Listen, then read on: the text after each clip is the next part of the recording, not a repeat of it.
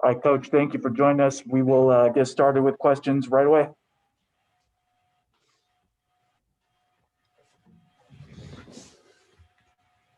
Fire away, everyone.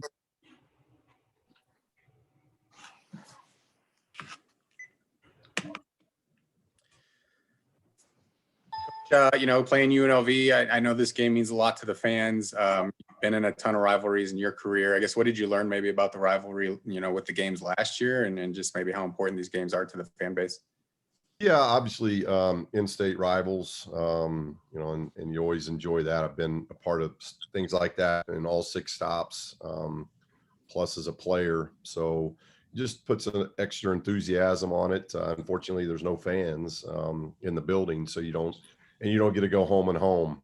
It's basically just 2 here in Lawler with no fans. So it kind of loses that juice of it, and you just hope obviously we hope our players, they're new, they're young, they're learning all about this, but there's an extra, I think, just dose of excitement when you're playing your in-state rival.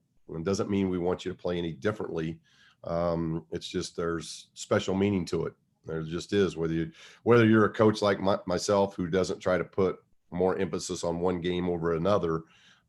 When it's your rival, it's just built in. It's just the way it is. It's built in, and I think it's a good rival, and it's become a better rival over the last 10 years. So at least in men's basketball, and so it's fun to be a part of that. Seems like they've got really good guard play, and coming off a series where maybe they played their best basketball this season, splitting with Utah State. I guess what stands out about the challenge of trying to play them and come away with some wins?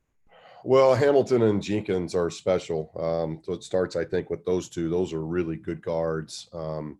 Jenkins, a transfer that had a lot of success, and obviously knows TJ and his system very well, as TJ brought him with him, and he can really score the basketball in a lot of ways. And so it's like 2 really good pitchers. He can light it up with his right hand, and Hamilton can light it up with his left hand. So 2 very talented guards with some guys that I think have surrounded them with really good players. The Blake kid is a very good freshman. Grill is a really good deep 3-point threat. Wood, the local individual here from Reno, is getting more playing time now and doing a lot of good things. And I think DeYoung is a really good big. He's very active. He's athletic. He's not an outside threat, but around the basket, he's very dangerous, and he does a good job. He's got good size and strength to him as far as how he defends. So it's a team, and like you said, Chris, that they've been in and out and hit with some COVID issues, and now I think they're getting some practices and some games under their belts. It kind of goes. It's weird seeing all this happening now. Some teams are handling it well. Some teams aren't. Some teams are taking it as you look across the country that you're more fresh coming to February. But then there's some teams that they're like, it's like, no, this has really hurt us because our timing's bad, and we got a lot of timing issues in how we play, and those teams aren't playing well. And so it's weird seeing how all this is happening across the country, but it looks like UNLV's really found a rhythm to what they're doing. And I thought on tape, they really played well at Colorado State. And they really played well at home against Utah State. So I do think they've got a good rhythm coming into here. Coach, you had mentioned that. Go ahead. Thanks, Andrew. I was just going to go off of that. How would you say your rhythm is coming off 2 hard-fought losses and into a rivalry game? Well, not great. That's why we've needed this week to practice. We've had to deal with some things. Desmond lost his grandmother, unfortunately, last week, and I really appreciate how he handled it last week in Laramie and gave us everything he had when I know his thoughts and his mind was elsewhere, and it should have been. And he's been gone the last several days back to Nashville for his grandmother's funeral. So he gets back today. So hopefully he gets back safely and we can have him in practices for the next 2 days. So and then I didn't think I liked how we competed.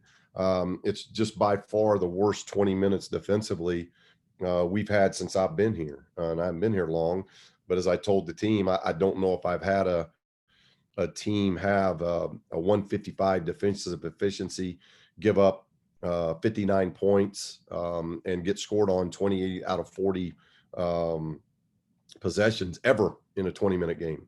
It might have happened, but I can't remember it ever happening. So that's what we're coming off of, and that's not good. The flip side, offensively, we seem to get in a little bit more rhythm. Getting Daniel a couple games under his belt, I think, is good. Hopefully getting Zane back will help in that matter as well. So hopefully we go into Sunday as about as full force as we've been all year long. But again, it is what it is. We're coming off, UNLV's coming in winning 5 out of 6, and we're coming off what I thought was our worst defensive performance of the year in our second game at Wyoming. So hopefully that's just a bump in the road, and it's not something that is going to be a long stretch of that. That's what we're trying to correct here this week in practice, because up until then, I thought we had really been growing defensively and doing a lot of good things defensively. And we just didn't do it in the second half of that game. You had mentioned Wood earlier with UNLV getting the starting lineup for the first 2 times this season for him. What were your impressions of him from what you saw on tape from him? And what he's done here at UNLV? Yeah. Well, it's got a kind of weird stat in that he's one of the best shot blockers, by minute. That's kind of a weird stat for a 6'8" player. And so he's done a really good job of using his length defensively. And I think he's just made a lot of big shots for him since not just inserting in the starting lineup, but getting more minutes. He's kind of been a stretch 4. You can call it a stretch 4. You can say they're playing 4 guards, a lot of different ways of saying it. But I think he's given them good energy, and he's given them somebody that can stretch the floor. And when you got guys like already, where you got guys like Grill and Jenkins and Hamilton and Blake, who are pretty established scorers, that really helps you when you've got a guy that all of a sudden you forget about or you don't rotate well to, that can knock down shots, and he's doing that.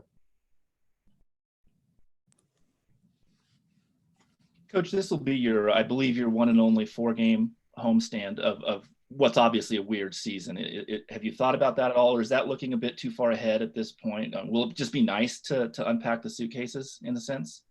Yeah, I think and to 1.5 feet of snow. And it's gorgeous here now. We're finally getting some sun, and you're getting to see how nice it is out. But yeah, it's nice to be home, obviously, versus traveling. But then you're playing a very hot UNLV team through 2 games, and then you're getting a Boise team for 2 games. So, it is what it is. And this year is all about trying to get as many games. And we're so thankful that we're getting games in, and our guys just got to keep getting better. And I thought we were in a really good place at Wyoming.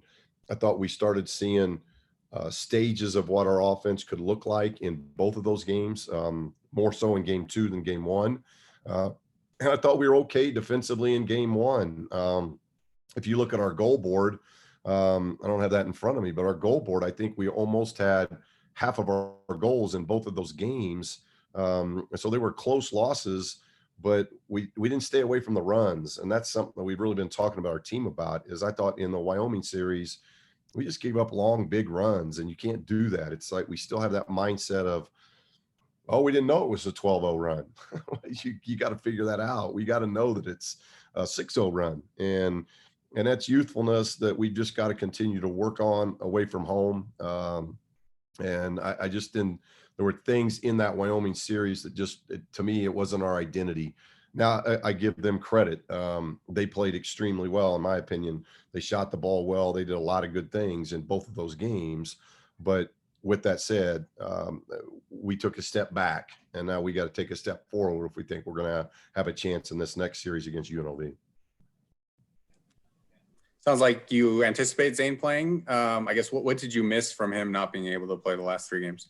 Well, I think so. He's practiced this week, so as long as he continues to trend the way he's trending now as far as health, he'll be available for this week. So he's obviously somebody that can stretch the floor for us as far as shooting the basketball. So you got to guard him, and he's a very good rebounder. I think he's continued to grow defensively, but he does a very good job of rebounding. So just having another big 6'9", almost 6'10" kid that we can throw out there, I think that's a benefit, because we didn't have that obviously at Wyoming, especially when all of a sudden they've got a new player that became healthy, and now we're seeing that's a pretty good freshman big that all of a sudden got healthy, and so that just helps with bodies that we can throw out there.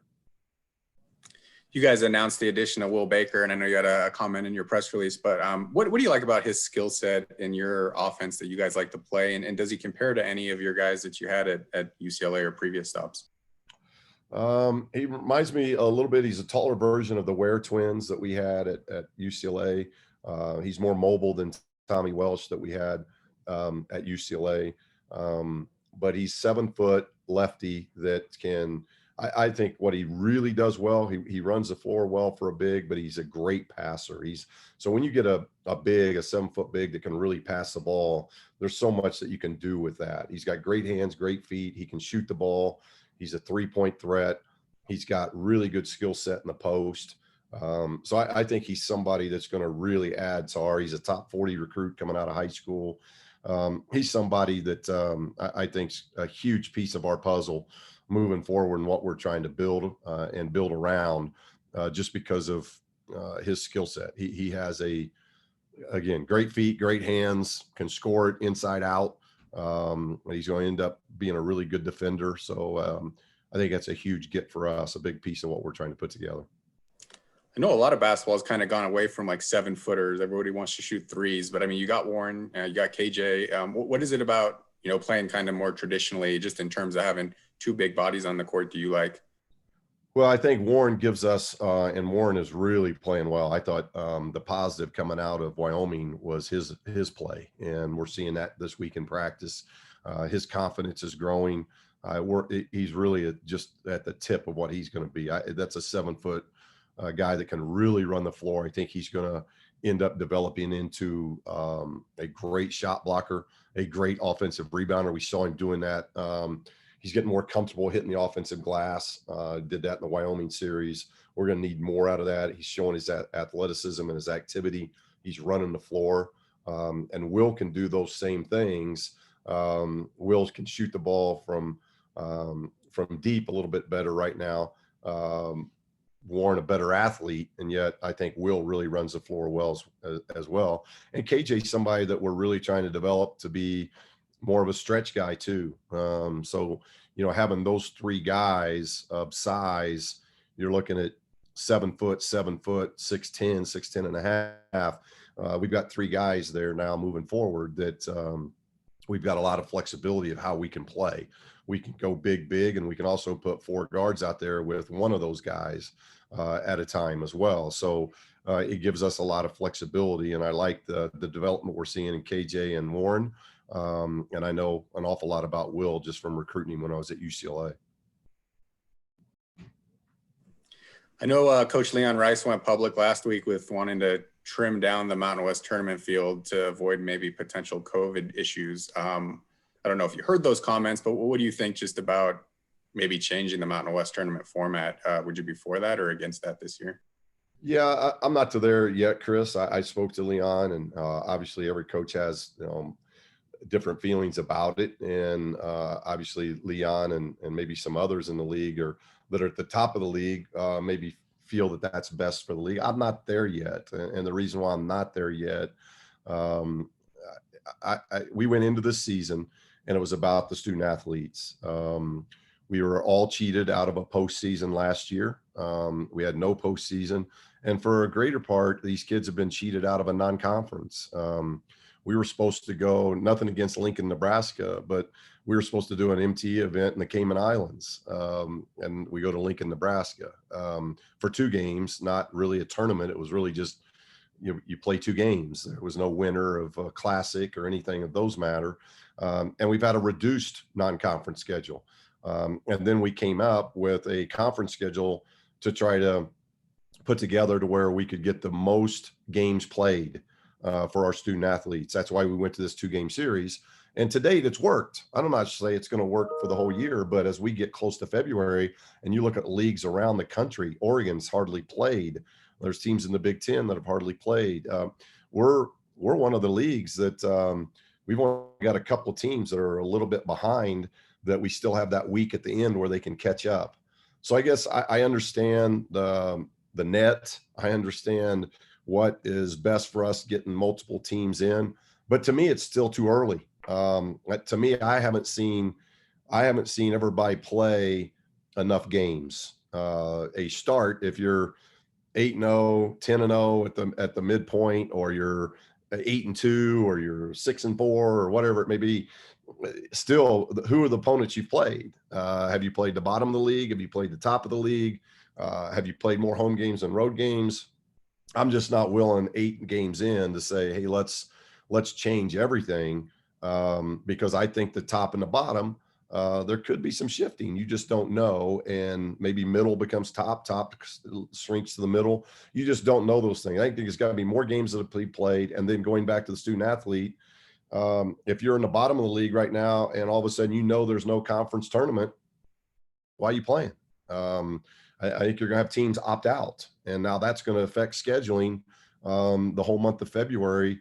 If you have 2 or 3 teams opt out, then those are teams that the rest of the league's not playing, and those are games that are canceled. And this is a weird year. This is a challenging year, and I think as coaches, we went into it way back in almost September, October, saying, let's do everything we can for the student athletes. And so I'm just not ready to get to that point to where we're going to eliminate, we're going to eliminate an opportunity for who, I don't care if you're in last place. You're going to eliminate that opportunity for kids to be able to play. Wyoming was last place last year and they won 2 games in the conference tournament. They got to stay there for 3 games. That was important for those kids. And I'm not saying any given year, yeah, it's about how many teams you can get in the NCAA tournament. But even in the last week, I think that's changed. I think in the last week, the chatter has even changed on our league of how many teams are getting in just 1 week's time. So it to me is still about what kind of experiences you can give to the student athletes that are participating in the Mountain West Conference. Now, I might have a different mindset in that in 2 weeks, 3 weeks down the road, but I'm not in favor of that right now. Really sorry to hear about Dez's grandmother, and that's an incredible strength to play through that. I wonder just how much you're addressing, especially this year, the mental health of your team, and how it's important to continue destigmatizing that. It's a lot. I mean, there's a lot that the kids are going through. KJ had a similar situation early in the season, and and again, I think that's why I'm just trying to take a step back and make sure that all decisions that are being made, and whether it's with our practices, whether it's with our travel, we're not allowed to do a lot. I mean, you literally go to these hotels and you're ordering food with, you're ordering food with mask on behind a plexiglass. You're just kind of like pointing, and all that's different. How you sit at tables are different. You're not really facing people and being able to have interaction with people. And usually on road trips, when we've got downtime, we could, like Wyoming's got a huge cinema that's right there next to the hotel that you could do a movie night with the guys. You're not allowed to do any of those things this year. So it's really hard, because basically when you're on the road, these players are hanging out in their hotel room just 24/7, unless we're having a film session or we're going to practice. That's hard. That's a difficult thing to do. I think that's why you're seeing some really odd scores across the country. It's just it's a strange year. And then you add the normal life things that happen to student athletes, whether it be deaths in the family, whether it be illness in the family, whatever it may be, loss of jobs. There's a lot of things that hit these young people of their home life. When you throw that at them, and then all the isolation that they're going through, I think it's imperative that as coaches, you're spending as much time just communicating with them as you can. And we've tried to do that the best that we can. All right, we got time for one more. No? All right. Well, thanks, everyone. Thank you, Coach. Thank you. Thanks, everybody. Thank you.